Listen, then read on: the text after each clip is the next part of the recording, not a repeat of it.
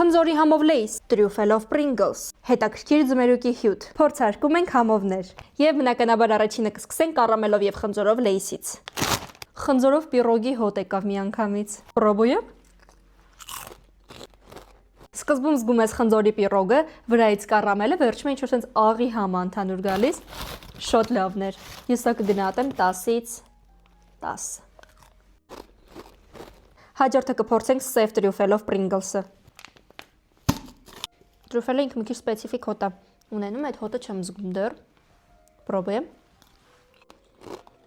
Ոնց որ մեջը դաշերակի պրիպրավա լինի։